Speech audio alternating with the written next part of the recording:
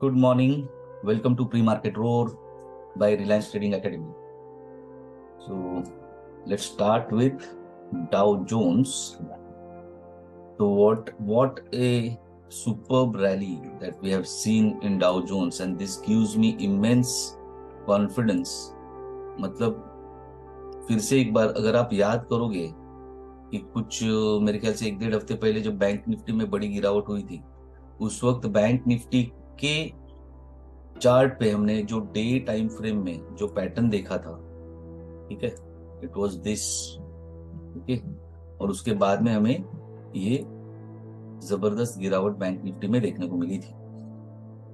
Again in this case it is exactly reverse of what happened in bank Nifty, ठीक है। तो ये candle अभी दिखा रही है कि bulls are very strong and like dominating, overpowering the bears, okay. और आराम से मैं तो कॉन्फिडेंटली बोल सकता हूँ 10 तारीख को एक्सपायरी होता है इनका, फ्राइडे को एक्सपायरी होगा, तो आराम से 34,400 का टारगेट अचीव हो जाएगा, ऐसा मुझे अभी एक स्ट्रॉन्ग कॉन्फिडेंस आ रहा है। हो सकता है आज ही के सेशन में या कल के सेशन में ये हो जाएगा, ओके। और रही बात S&P 500 की, तो जो पिछले 2 दिनों की प्री मार्केट में हमने अनुमान लगाया था कि 4100 का सपोर्ट लेगा, परसों के दिन भी 4100 के पास से रिट्रेस हुआ था और कल भी फिर से 4100 से ही S&P 500 ने what is super rally, this is again like 52 points plus as compared to the previous day's closing which is fantastic, okay.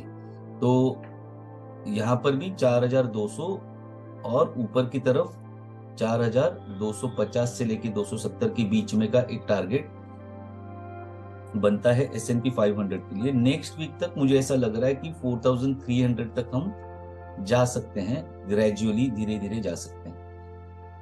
बात करते हैं निफ्टी की, तो निफ्टी में भी मुझे ऐसा लग रहा है कि आज हमें एक अच्छा खासा बुलिश देखने को मिलेगा ट्रेंड। बट यस, अगर मैं कल का जो दिन भर का जो भी कामकाज कल हुआ, उसमें शुरू में जो शॉर्ट बिल्टअप हुआ वो काफी कंसिडरेबल शॉर्ट बिल्टअप था, लेकिन जो हमने रेंज मार्क किया था कि 17,650 है ना, तो मैंने शायद कल के प्री मार्केट में भी कहा था कि अगर 17,650 600 के बीच में मुझे मिलता है तो मैं लॉन्ग एंट्री कर सकता हूं। तो कुछ पिप्स की ही दूरी थी, मतलब 17 लो देखो इसका कितना है, 17,652.55, ठीक है, मतलब ऑलमोस्ट 17,650 को रिस्पेक्ट करके निफ्टी ने जो कल बाउंस दिखाया, that was also a considerably good bounce, okay. यहाँ से जो बाउंस दिखाया वो काफी अच्छा बाउंस था। तो हमारे जो लेवल्स हमने मार्क किए थे उनको सटीक रिस्पेक्ट कर रहा है मार्केट। तो अभी जो ऑप्शंस का डेटा है वो बुलिश ज्यादा है, बियरिश कम है। फिर भी अगर मुझे इस रेंज में अगर एंट्री मिलती भी है 650-700 के बीच में, 17,650-700 के बीच में, तो मार्केट ओपन होने के बाद में जैसा डेटा बनेगा उस हिसाब से मैं स्टॉप लॉस लगा के लॉन्ग पोजीशन इनिशिएट कर सकता हूं।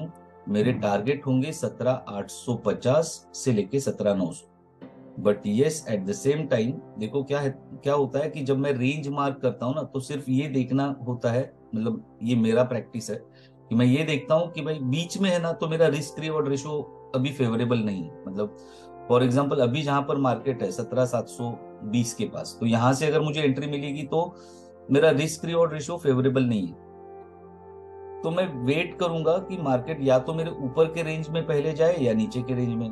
तो जैसे कल मार्केट ने पहले नीचे के रेंज में, मतलब खुलने के बाद में थोड़ा सा ऊपर गया और फिर बाद में नीचे के रेंज में हमें एंट्री दिया, तो यहां से लॉन्ग एंट्री होगा। अगर मार्केट कल बाउंस होता और मेरा ऊपर के रेजिस्टेंस पे जाता तो मैं वहां से शॉर्ट पोजीशन इनिशिएट करता नीचे के लेवल्स के लिए। तो आज भी मार्केट ओपन होने के बाद में अगर मुझे नीचे एंट्री मिलती है तो मैं यहां से लॉन्ग करूंगा, और अगर ऊपर 17,850 से लेके 900 के आसपास अगर मार्केट आया तो एक स्टॉप लॉस लगा के मैं यहाँ से शॉर्ट इनिशिएट करूंगा। थोड़ा सा क्या बोलते हैं, ओवर कॉन्फिडेंट ट्रेड होगा वो, बट अगर मेरा स्टॉप लॉस ट्रिगर हो गया 17,950 के ऊपर, आज मार्केट निकल गया, आज हो या कल हो, तो वो एक स्ट्रॉन्ग ब्रेकआउट माना जाएगा और फिर ऊपर की तरफ हमारे रास्ते सारे खुल जाते हैं 18,200 18,300 तक। ठीक है, तो स्टॉप लॉस लगाकर ही काम कीजिएगा। हालांकि ऐसा लग रहा है कि शायद मार्केट रेंज बाउंड ही हो सकता है, तो अगर नीचे मिला तो लॉन्ग करेंगे, ऊपर मिला तो शॉर्ट करेंगे। बैंक निफ्टी में कंपैरेटिवली ज्यादा बुलिशनेस दिख रहा है एज कंपेयर टू निफ्टी, जो कल का ऑप्शंस का डेटा बना हुआ है। ठीक है, तो एक पिवोट रहेगा बैंक निफ्टी, मतलब जिसको हम लोग बोलते हैं सुवर्ण मध्य होगा, या एक centre of attraction, centre point है ना, वहां पर ज्यादा समय बिताएगा बैंक निफ्टी। तो 41,400 का एक लेवल है जो एक मैग्नेटिक लेवल हो सकता है बैंक निफ्टी के लिए। जो मैंने कल की रेंज मार्क की थी मैंने बिल्कुल भी चेंज नहीं किया है, थोड़ा सा नहीं, सॉरी, नीचे से ऊपर की तरफ से रेजिस्टेंस मैंने चेंज नहीं किया है, लेकिन सपोर्ट जो था कल का अगर आप कंपेयर करेंगे वो काफी नीचे था, तो सपोर्ट जो है वो ऊपर शिफ्ट हुआ है, लगभग 100-150 पॉइंट से सपोर्ट जो है वो ऊपर की तरफ शिफ्ट हुआ है। तो फिर से बैंक निफ्टी में भी अगर मुझे 41,750 से लेके 41,800 तक अगर आया तो वहां से मैं एक शॉर्ट इनिशिएट कर सकता हूं, but again it will be A Contra trade, trend के खिलाफ वाली ट्रेड रहेगी, because market it looks like is an up trend, है ना।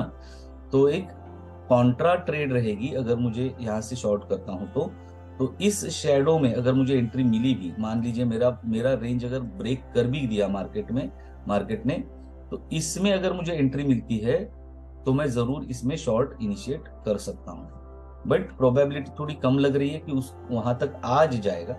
ओके, अगर नीचे एंट्री मिली मुझे,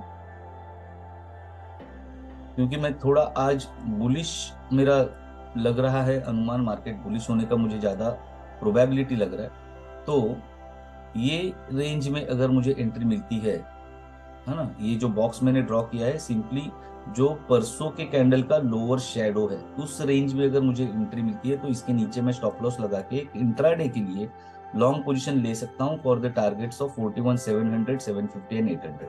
वहां पर जाके मैं प्रॉफिट्स बुक करूंगा, अगर ब्रेकआउट किया तो फिर से वहां से एक स्टॉप लॉस लगा के again I will go long, लेकिन पहले जो भी मेरी लॉन्ग पोजीशन रहेगी वहां उसमें मैं प्रॉफिट बुक करूंगा। स्टॉक स्पेसिफिक बात करेंगे तो सिंजीन, ठीक है, it is sort of I can, क्या एग्जैक्ट वर्ड होता है, सिस्टर कंसर्न है या जॉइंट वेंचर है, या it is also it is basically Biocon का ही कंपनी है। तो बायोकॉन ने रिसेंटली सिंजीन का जो है स्टेक सेल किया था, 10% स्टेक सेल किया था, because Biocon is investing in some other maybe some development something like that, okay, some product development या रिसर्च में शायद वो लोग इन्वेस्ट कर रहे हैं। तो सिंजीन का अपना स्टेक जो है उन्होंने 10% से कम कर दिया था, तो ऑब्वियसली वहां से हमें एक अच्छी खासी गिरावट देखने को मिली है।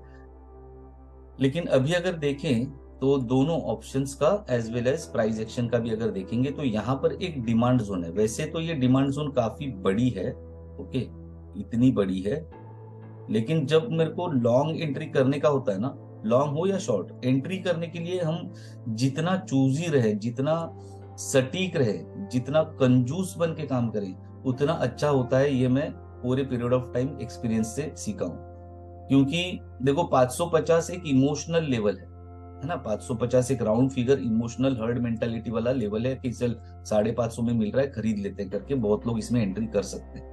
लेकिन इंस्टीट्यूशंस क्या करते हैं, वो पैसों के साथ में कम और हमारे इमोशंस के साथ में ज्यादा खेलते हैं। तो 550 में काफी लोग अगर टाइम पास करेगा यहाँ पर 550 में, फिर काफी लोग सोचेंगे कि हाँ चल यहाँ पर अभी बॉटम बना रहा है, यहीं पर बाय करेंगे, फिर रिटेलर्स बाय करने लगेंगे और फिर 550 से नीचे आके 540 तक प्राइस लेकर जाएंगे, फिर वहां पे लोगों का स्टॉप लॉस होगा, स्टॉप लॉस ट्रिगर हो जाएगा। तो हम लोग थोड़ा वन स्टेप अहेड अगर सोचेंगे तो 540 और 535 के बीच में, इसके लिए मैंने ये ड्रॉ ही नहीं किया था, हो सकता है आज एंट्री नहीं मिले, कल मिले, परसों मिले, हो सकता है आज मिल भी जाए।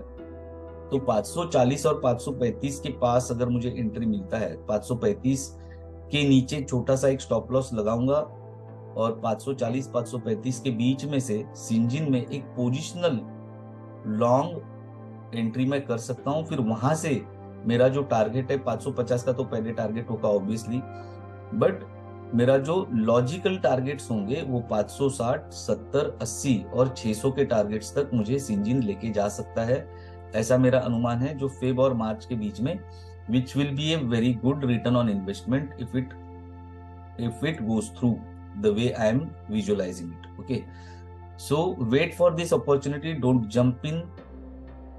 ऑब्वियसली ऑप्शंस और मार्केट ओपन होने के बाद में जो डेटा बनेगा उस हिसाब से we have to adjust our entries as well as our stop losses. Okay, एक Navin Fluorine, unfortunately we missed this rally because जब 1 तारीख को बजट सेशन चल रहा था उसी दिन इसने एक अच्छा खासा बाइंग का जो है सेटअप दिया था as far as options data is concern. Okay, अच्छा अपॉर्चुनिटी मिला था लेकिन ओवरलुक हो गया, मिस हो गया.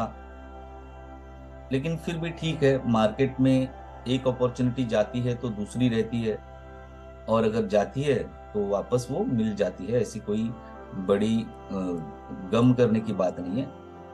और as I always say, price भी हमारे एक्स मुख्यमंत्री जो है महाराष्ट्र के, उनका जो फेमस डायलॉग है मी पुन्हा येईन, वैसे ही प्राइस भी हमेशा यही बोल के जाती है कि मैं वापस आऊंगी.